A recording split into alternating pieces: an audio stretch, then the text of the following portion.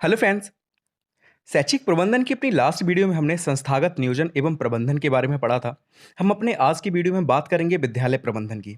ठीक है, प्रबंधन का अर्थ तो आपको सभी को पता है। ठीक है, फर्स्ट वीडियो में ही मैंने बता दिया कि प्रबंधन का जो इंग्लिश है वो मैनेजमेंट होता है। ठीक है, किसी भी चीज़ को मैनेज करना मैनेजमेंट कहलाता है। ठीक है, तो अब विद्यालय प्रबंधन से क्या मतलब कि विद्यालय चलाने के लिए कई चीज़ों की हमें ज़रूरत पड़ती है। कई चीज़ें हमें उनकी देख-रेख करनी पड़ती है, समझना पड़ता है, उसके बारे में प्लानिंग करनी पड़ती है। ठीक है, ताकि हम अपने गोल अचीव कर सकें। और गोल क्या होता है? सिर्फ़ रुपए कमाना ही गोल नहीं होता कि सिर्फ़ हमें प्रॉफ़िट में रहना है। ठीक है, विद्यालय का सिर्फ़ यही गोल थोड़ी ना है। उनका ये भी रहता है कि अच्छा रिज़ल्ट आए, कैसे बच्चे अच्छे से चीज़ों को सीख पाएँ। ठीक है, अच्छा रिज़ल्ट हम दे पाएँ। तो ये सारी चीज़ें विद्यालय प्रबंधन के अंतर्गत आती हैं। सारी चीज़ों का ध्यान रखना पड़ता है। टीचर को भी खुश रखना पड़ता है, बच्चों को भी खुश रखना पड़ता है, जो पेरेंट्स हैं उनके उनको भी खुश रखना पड़ता है। ठीक है? बहुत सारी चीज़ें देखी जाती हैं। ठीक है? तो अब विद्यालय प्रबंधन के बारे में हम जान लेते हैं। विद्यालय प्रबंधन का अर्थ क्या होता है? स्कूल मैनेजमेंट का अर्थ क्या होता है? देखिए, मैनेजमेंट की जो शॉर्ट फॉर्म है वो एमजीएमटी होती है। अगर आप कॉमर्स से हैं तो आपको पता होगा। ठीक है? एमजीएमटी शॉर्ट में लिख देते हैं। तो मैनेजमेंट का अर्थ समझ लेना, प्रबंधन कहते हैं। विद्यालय प्रबंधन वह कला है जिसके अंतर्गत शिक्षा के विभिन्न उद्देश्यों की प्राप्ति हेतु विद्यालय संबंधी मानवीय और भौतिक तत्वों को व्यवस्थित किया जाता है। विद्यालय का प्रबंधन विद्यालय की प्रबंध कमेटी, प्रधानाचार्य के नेतृत्व में कार्य करने वाले शिक्षक तथा अन्य कर्मचारी मिलकर शिक्षा प्रक्रिया को सुचारू रूप से चलाते हैं। ठीक है, तो विद्यालय प्रबंधन जो मैंने आपको बताया वही चीज़ है। क्या है? एक कला है। ठीक है, क्या है विद्यालय प्रबंधन? एक कला है जिसके अंतर्गत क्या करते हैं, शिक्षा के जितने भी उद्देश्य हैं उनकी प्राप्ति के लिए हम क्या करते हैं, विद्यालय से जुड़े हुए मानवीय और भौतिक तत्वों को हम व्यवस्थित करते हैं। मानवीय तत्वों में कौन आ जाते हैं? तो मानवीय तत्वों में आ जाते हैं आपके टीचर्स हैं, आपके स्टूडेंट्स हैं, ठीक है? प्रिंसिपल है, जो भी व्यक्ति पर्सन काम कर रहा है विद्यालय से जुड़ा हुआ है, वो मानवीय तत्वों में आ जाता है। और भौतिक तत्वों में क्या आ जाता है? स्कूल की बिल्डिंग है, प्लेग्राउंड है, ठीक है? फर्नीचर है, ये सारे भौतिक तत्वों में आ जाते हैं। तो हम क्या करते हैं कि शिक्षा के विभिन्न उद्देश्यों की प्राप्ति हेतु विद्यालय संबंधी जो मानवीय और भौतिक तत्व हैं, उन्हें हम व्यवस्थित करते हैं, ठीक है? ताकि हम अपने गोल को अचीव कर सकें।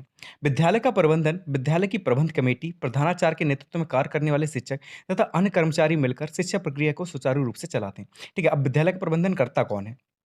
तो पहला तो जो विद्यालय की प्रबंधन कमेटी होगी वो करेगी, ठीक है?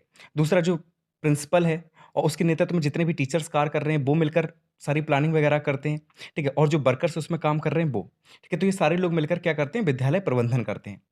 ठीक है, क्लियर हो गया होगा आपको कि विद्यालय प्रबंधन क्या है। तो विद्यालय प्रबंधन एक कला होती है जिसके अंतर्गत शिक्षा के विभिन्न उद्देश्यों की प्राप्ति हेतु हम क्या करते हैं, तो विद्यालय संबंधी मानवीय तथा भौतिक तत्वों को हम व्यवस्थित करते हैं। और विद्यालय का प्रबंधन कौन करता है? तो विद्यालय की प्रबंध कमेटी, प्रधानाचार्य के नेतृत्व में कार्य करने वाले शिक्षक तथा अन्य कर्मचारी मिलकर विद्यालय प्रबंधन की व्यवस्था देखते हैं। ठीक है, ताकि शिक्षा प्रक्रिया को सुचारू रूप से चलाया जा सके। अब हैरोल्ड कीजन ने क्या कहा है विद्यालय प्रबंधन के बारे में, स्कूल मैनेजमेंट के बारे में, कि विद्यालय प्रबंधन मानवीय एवं भौतिक साधनों से उद्देश्यों की प्राप्ति के लिए समन्वय करना है। ठीक है, तो विद्यालय प्रबंधन क्या है? हेरोल्ड कीजन ने क्या कहा है कि स्कूल मैनेजमेंट है क्या? तो मानवीय एवं भौतिक साधन से उद्देश्यों की प्राप्ति के लिए समन्वय करना है। ठीक है, कि जितने भी मानवीय तत्व जो काम कर रहे हैं वहाँ पर, जैसे टीचर्स हैं, वर्कर्स हैं, प्रिंसिपल है, ठीक है, और जो लोग हैं, ठीक है, और जो भौतिक तत्व हैं, स्कूल की फर्नीचर, भवन वगैरह, ठीक है, ये सारी चीज़ें भौतिक साधनों में आती हैं। तो इनके बीच में समन्वय करना ही क्या कहलाता है?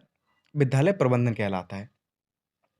अब विशेषताएँ देख लेते हैं विद्यालय प्रबंधन की। देखिए, पहली विशेषता ये है कि विद्यालय प्रबंधन एक गतिशील प्रक्रिया है। गतिशील प्रक्रिया इसलिए कहा गया क्योंकि विद्यालय प्रबंधन हमेशा चलता रहता है, ठीक है? हमेशा कुछ ना कुछ प्लानिंग होती रहती है, कुछ ना कुछ हम अचीव करते ही हैं, ठीक है? कभी अगर मान लीजिए 15 अगस्त आ गई तो प्रोग्राम्स वगैरह बच्चों के उस पे हम फ़ोकस करते हैं, ठीक है? एग्ज़ाम आ जाते हैं तो बच्चों के एग्ज़ाम के ऊपर फ़ोकस करते हैं, ठीक है? उसकी प्लानिंग करनी पड़ जाती है। या मान लिया कोई बाहर से कोई व्यक्ति आ रहा है, ठीक है? तो उसका कैसे हमें स्वागत करना है, क्या चीज़ें करनी है, तो वो सारी चीज़ें प्लानिंग करी जाती हैं, ठीक है? और अच्छा-अच्छा क्या किया जा सकता है ताकि बच्चे इससे चीज़ों को सीख सकें, टीएलएम, ठीक है, टीचिंग लर्निंग मटेरियल जिसे हम कहते हैं, कि कौन-कौन सी टीचिंग लर्निंग मटेरियल की ज़रूरत है, जिसके माध्यम से बच्चों को अच्छे से सिखाया जा सके। तो इन सारी चीज़ों की हमें ज़रूरत पड़ती रहती है और हम इसकी प्लानिंग करते रहते हैं। इसलिए कहा गया कि जो विद्यालय प्रबंधन है, एक गतिशील प्रक्रिया है। दूसरा है कि इसका संबंध मानवीय एवं भौतिक संसाधनों के अधिकतम उपयोग से है। ठीक है, तो विद्यालय प्रबंधन किसके अधिकतम उपयोग से है? तो इसका संबंध मानवीय यानी कि टीचर्स, प्रिंसिपल ये सारी चीज़ और भौतिक संसाधन जैसे फर्नीचर वगैरह, भवन वगैरह, प्लेग्राउंड वगैरह, तो इनके अधिकतम उपयोग से है। तीसरा कि है एक जन्मजात एवं अर्जित प्रतिभा है। ठीक है, विद्यालय प्रबंधन हर कोई नहीं कर सकता, ये जन्मजात होता है। ठीक है, किसी के अंदर मैनेजमेंट की कला ही होती है कि बहुत अच्छे से चीज़ों को मैनेज कर लेता है। ठीक है, या आप अर्जित करते हैं, मैनेजमेंट सीखते हैं। ठीक है, आपने देखा होगा बीसीए, एमबीए वगैरह लोग करते हैं, इसीलिए करते हैं। ठीक है। तो ये क्या है एक जन्मजात एवं अर्जित प्रतिभा है। तीसरा है कि स्कूल मैनेजमेंट कला एवं विज्ञान दोनों है। ठीक है, एसएम का फुल फॉर्म लिख दिया स्कूल मैनेजमेंट। ठीक है, तो एसएम क्या है? कला और विज्ञान दोनों में आ जाता है स्कूल मैनेजमेंट। तीसरा कि ये उद्देश्यपूर्ण होता है, इसका कुछ ना कुछ उद्देश्य होता है, हम ऐसे ही नहीं करते स्कूल मैनेजमेंट। अगर हम कोई चीज़ मैनेज कर रहे हैं, मैनेजमेंट कर रहे हैं स्कूल का, तो हमारा कुछ ना कुछ उद्देश्य तो होगा, हमें कुछ ना कुछ अजीब तो करना ही होगा, इसलिए हम स्कूल मैनेजमेंट करते हैं, ठीक है? तो ये उद्देश्यपूर्ण होता है। फिर है स्कूल मैनेजमेंट के उद्देश्य, ठीक है? विद्यालय प्रबंधन के उद्देश्य क्या होते हैं, ऑब्जेक्टिव क्या होते हैं, क्यों विद्यालय प्रबंधन करने की हमें ज़रूरत होती है, तो ये सारी चीज़ देख लेते हैं। तो पहला उद्देश्य होता है कि विद्यालय जो है वो समाज का लघु रूप होता है, ठीक है? तो विद्यालय क्या है? समाज का लघु रूप है, हम कई बार पढ़ चुके हैं ये चीज़ कि समाज के जो लोग होते हैं, उन्हीं के बच्चे पढ़ रहे होते हैं उसमें। तो बच्चे जब चीज़ों को सीखते हैं, तो वो समाज में रहते हैं, तो समाज का भी विकास होता है। तो विद्यालय जो होता है, वो समाज का लघु रूप है। यहाँ पे बच्चे जो होते हैं, वो सामाजिक चीज़ें सीखते हैं, ठीक है? इसलिए समाज का लघु रूप कहा जाता है। जहाँ छात्रों के मानसिक विकास के साथ-साथ शारीरिक, बौद्धिक, सामाजिक, नैतिक और सांस्कृतिक विकास का होना भी आवश्यक है। इसके बिना बालकों का सर्वांगीण विकास नहीं किया जा सकता। क्योंकि ऐसा नहीं है कि सिर्फ़ आप बा जो बालक है, उसके मानसिक विकास पर ही फ़ोकस करें कि नहीं बस हमें खाली होशियार बनाना और मेरी कोई ड्यूटी नहीं है। ठीक है? तो आपको शारीरिक विकास, बौद्धिक विकास, सामाजिक, नैतिक सारे विकास पर फ़ोकस करना है, ताकि बच्चे का सर्वांगीण विकास हो सके। दूसरा उद्देश्य क्या होता है स्कूल मैनेजमेंट का? तो इसका उद्देश्य है कि योग्य तथा प्रशिक्षित शिक्षकों को उपलब्ध कराना। ठीक है? तो स्कूल मैनेजमेंट ही तो देखेगा कि आपके स्कूल में कैसे टीचर पढ़ा रहे हैं। ठीक है? उनका टेस्ट लेंगे या किसी और परीक्षण के माध्यम से आप पता करेंगे कि टीचर कितना योग्य है। ठीक है? फिर स्कूल में उसे एंट्री देंगे ताकि बच्चों को वो पढ़ा सके। तो इसका उद्देश्य क्या होता है? तो योग्य तथा प्रशिक्षित शिक्षकों को उपलब्ध कराना, सुविधाजनक कक्षा कक्ष, पुस्तकालय, खेल का मैदान तथा छात्रावास की उचित व्यवस्था करनी। ठीक है? तो इन सारी चीज़ों पर भी स्कूल मैनेजमेंट ही फ़ोकस करता है कि पुस्तकालय कैसा है, लाइब्रेरी कैसी है आपके स्कूल में, ठीक है? क्लासरूम कैसे हैं, उनमें कैसा कलर हुआ है, ठीक है? उसका भी काफ़ी इम्पैक्ट पड़ता है पढ़ाई पढ़ाई पर।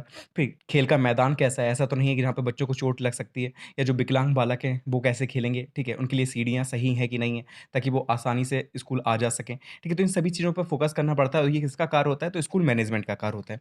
तीसरा कि सहयोग की भावना का विकास करना कि जितने भी वर्कर्स वहाँ पे काम कर रहे हैं, जितने भी टीचर्स काम कर रहे हैं, तो उनके बीच में सहयोग की भावना का विकास हो सके। फिर है कि उपलब्ध साधनों का अधिकतम उपयोग कि जितने भी साधन उपलब्ध हैं आपके विद्यालय में, उनका सही से यूज़ हो रहा है कि नहीं हो रहा है, तो ये भी स्कूल मैनेजमेंट का ही उद्देश्य होता है। फिर है कि लक्ष्य को निश्चित करने के लिए उसे प्राप्त करना। देखिए स्कूल मैनेजमेंट का कार्य होता है कि पहले तो गोल निश्चित करें कि किस चीज़ को उन्हें पाना है, ठीक है? जब आपका गोल निश्चित नहीं होता तो आप किस चीज़ के लिए भागेंगे, ठीक है? क्या आप पाने की कोशिश करेंगे? तो स्कूल मैनेजमेंट का ही कार्य होता है कि आपको 1 साल के बाद अपना स्कूल किस पोज़ीशन पे चाहिए तो ये गोल निश्चित करते हैं। बच्चों का कितना आपको विकास देखना है कि कितने परसेंटेज उनके आने चाहिए, कितना अच्छा वो कर रहे हैं, ठीक है? तो ये सारे गोल निश्चित किए जाते हैं, टीचर्स को कुछ ना कुछ रिस्पॉन्सिबिलिटी दी जाती है कि आपको ये करके दिखाना है कि बच्चों के इतने से कम ना मार्क्स ना आएँ, ठीक है? उन्हें अच्छे से अच्छी चीज़ों को सिखाना है। तो ये सारे गोल होते हैं जो निश्चित किए जाते हैं और फिर उन्हें प्राप्त करने की कोशिश की जाती है। फिर है कि कार्यकुशलता में वृद्धि करना, तो देखिए कार्यकुशलता भी बढ़ जाती है जब आप गोल आपके निश्चित होते हैं, आपको वही अचीव करना है, उसी पे फ़ोकस करना है, तो जो कार्यकुशलता होती है उसमें भी वृद्धि देखने को मिलती है। अब देखिए क्वेश्चन है कि स्कूल मैनेजमेंट में महत्वपूर्ण भूमिका किसकी होती है? प्रधानाचार्य की, शिक्षक की, बच्चों की या उपयुक्त सभी?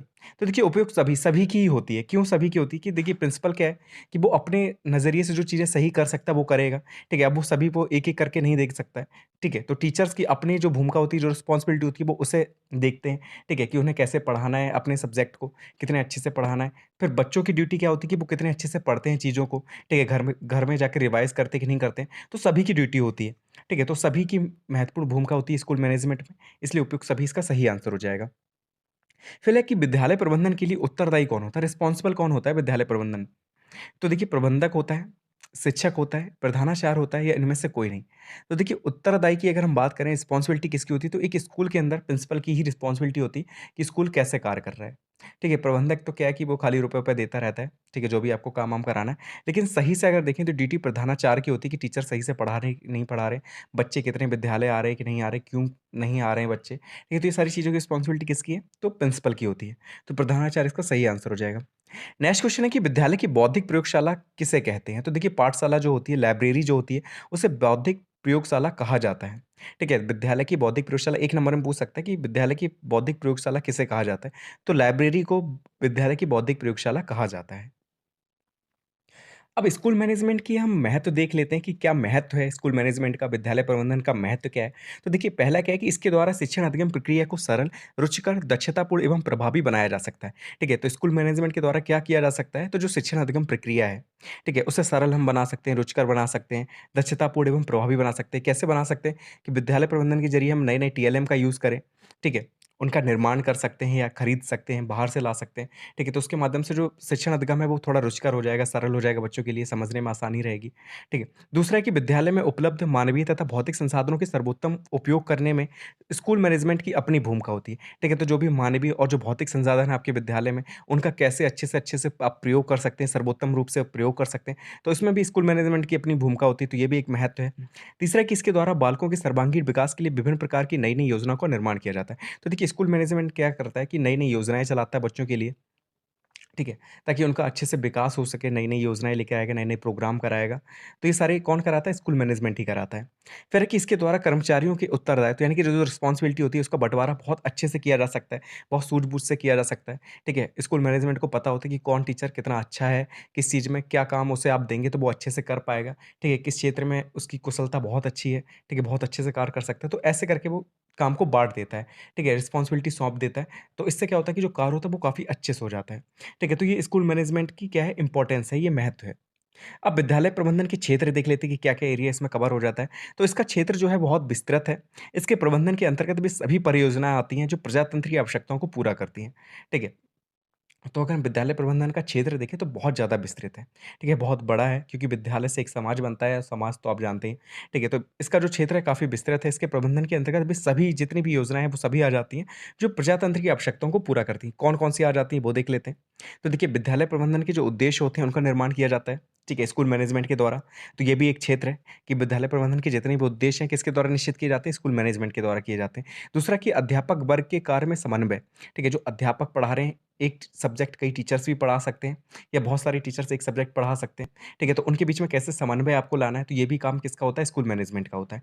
तीसरा कि विद्यार्थियों का वर्गीकरण करना, उनका समूहीकरण करना, ठीक है? एक क्लास में आपने सारे टॉपर्स बिठा दिए या एक क्लास में जो मंद बुद्धि के बालक हैं उन्हें बिठाया, ठीक है? तो उनका कैसे वर्गीकरण करेंगे, किस आधार पर करेंगे ताकि बच्चों में विभेदीकरण भी ना हो, ठीक है? डिफरेंस भी ना आए ज़्यादा, ठीक है? और वो चीज़ों को अच्छे से समझ भी पाएँ। ठीक है, तो विद्यार्थी का वर्गीकरण और समूहीकरण कौन करता है? स्कूल मैनेजमेंट के द्वारा किया जाता है। फिर है कि जो पाठ्यक्रम सहगामी कार्यक्रम होते हैं, उनका क्रमिक संगठन। ठीक है, विद्यालय में कई सारे कार्यक्रम चलाए जाते हैं, ठीक है, खेल-कूद और एक्टिंग वगैरह या कई सारे प्रोग्राम चलाए जाते हैं, तो वो भी काम कौन देखता है? स्कूल मैनेजमेंट देखता है। फिर है कि पाठ्यक्रम नियोजन एवं कार्य विभाजन, ठीक है, कि पाठ्यक्रम की प्लानिंग की जाती है, कैसे पाठ्यक्रम रखना है, किस स्तर के अनुसार पाठ्यक्रम रखना है, ठीक है, कैसे कार्य का विभाजन करना है, तो ये सारे कार्य भी किसमें आ जाता है? स्कूल मैनेजमेंट के अंतर्गत आता है। फिर है कि विद्यालय का बजट बनाना, कि विद्यालय का बजट कैसा है, कि कितनी आय हो रही है विद्यालय की, उस आधार पे कितना व्यय होना चाहिए, ठीक है, क्योंकि आपको लाभ भी रखना है, क्योंकि स्कूल के जो टीचर्स हैं, वर्कर्स हैं, उन्हें भी आपको सैलरी देनी है, ठीक है, तो ये सारी चीज़ें किसकी होती हैं? स्कूल मैनेजमेंट की होती हैं। फिर है कि छात्रों की उपलब्धि का मूल्यांकन करना कि छात्र कितना अच्छे से चीज़ों को सीख रहे हैं। वो सीख रहे हैं तो ऐसा नहीं कि सिर्फ़ परसेंटेज उनके आ रहे हैं, वो समझ भी कितना रहे हैं। तो इन सभी का मूल्यांकन करना भी किसका कार्य होता है? स्कूल मैनेजमेंट का होता है। फिर है कि स्वास्थ्य शिक्षा के लिए कार्यक्रमों का गठन करना। तो देखिए, जो स्वास्थ्य शिक्षा है, इसके लिए भी आपको क्या करना है? कार्यक्रम बनाने हैं, कार्यक्रम तैयार करने के विद्यालय में ताकि जो बच्चे हैं आपके जागरूक हो सकें। ठीक है, अभी आप देख रहे हैं आई फ्लू काफ़ी चल रहा है, तो छोटे-छोटे से बच्चे चश्मे लगाकर जा रहे हैं, ठीक है, स्कूल वगैरह। तो इसके लिए क्या होता है कि स्वास्थ्य शिक्षा बहुत इम्पोर्टेंट होती है बच्चों के लिए। कई बार छोटे बच्चे क्या करते हैं, गंदे-संदे हाथ मुँह में लगा लेते हैं, ठीक है? तो उससे आई फ्लू फैल जाता है या आँखों को रगड़ लेते हैं हाथों से, तो उससे आई फ्लू फैल जाता है। तो ये सारी क्या है कि अगर आप उन्हें जानकारी देंगे तो शायद वो इस चीज़ों से बच सकें, ठीक है? तो स्वास्थ्य शिक्षा भी बच्चों के लिए बहुत इम्पोर्टेंट है और इनके लिए जो कार्यक्रम होते हैं, इनका गठन करना भी किसका कार्य होता है? विद्यालय प्रबंधन का होता है, ठीक है? स्कूल मैनेजमेंट का होता है, ठीक है? तो ये क्षेत्र हैं, ये स्कोप है स्कूल मैनेजमेंट के, इन्हें याद कर लेना इम्पोर्टेंट है ये, ठीक है? अब विद्यालय जो शिक्षा प्रबंधन है, इसका मुख्य कार्य क्या होता है? पर्यवेक्षण करना, ठीक है? सुपरवाइज़िंग ये मुख्य कार्य होता है या प्रशासन करना या व्यवस्था करना या नियोजन करना। तो देखिए स्कूल प्रबंधन की अगर हम बात करें या शिक्षा प्रबंधन की हम बात करें तो इसका मुख्य कार्य क्या होता है? नियोजन करना, प्लानिंग करना चीज़ों की। ठीक है? तो यही इसका मुख्य कार्य है। दूसरा क्वेश्चन क्या है कि औपचारिक रूप से संगठित समूहों में व्यक्तियों से मिलकर कार्य कराने की कला ही प्रबंधन है, ये किसने कहा है? तो हेराल्ड कीज़ का ये कथन है, याद कर लेना। ठीक है? ये पूछ सकता है 1 नंबर में कि औपचारिक रूप से जो संगठित समूह हैं, उनमें व्यक्तियों से मिलकर कार्य कराने की कला प्रबंधन है, ये किसने कहा है? हेराल्ड कीज़ ने कहा है। फिर तीसरा कि व्यायाम की आवश्यकता होती है। किस लिए होती है? सिर्फ़ शारीरिक विकास के लिए होती है। ठीक है, ऑप्शन में शारीरिक विकास, मानसिक विकास सब लिखा होगा। तो देखिए व्यायाम की आवश्यकता होती है बच्चों के सर्वांगीण विकास हेतु। ठीक है, इससे सिर्फ़ शारीरिक विकास नहीं होता, सर्वांगीण विकास होता है। ठीक है, मानसिक विकास भी होगा, शारीरिक विकास अच्छा होगा, जब आपका शरीर अच्छा होगा, ठीक है, तो आपका दिमाग लगेगा, अगर ध्यान आप केंद्रित कर सकते हैं तो उससे मानसिक विकास भी होता है। ठीक है, तो इससे हम कह सकते हैं कि जो बालक है उसका सर्वांगीण विकास होता है व्यायाम की आवश्यकता की वजह से। ठीक है, जो व्यायाम बच्चे करते हैं उनका सर्वांगीण विकास के लिए हम उन्हें व्यायाम कराते हैं। ठीक है, तो ये क्वेश्चन्स थे। इसके साथ ये टॉपिक कंप्लीट हो गया हमारा विद्यालय प्रबंधन का इंपॉर्टेंट टॉपिक है, अच्छे से पढ़ लेना, ठीक है? ज़्यादा टफ नहीं है। अगर आप अच्छे से पढ़ते रहेंगे तो आप अच्छे से चीज़ों को लिख सकते हैं, आपको बस समझना है, ठीक है? चीज़ें रटनी नहीं है, सेम ही पॉइंट्स हैं, सभी में लिख सकते हैं आप, ठीक है? बस चीज़ों को समझ लेना, ठीक है? तो फिर मिलते हैं नेक्स्ट वीडियो में, नेक्स्ट टॉपिक के साथ। Thank you so much for watching this video.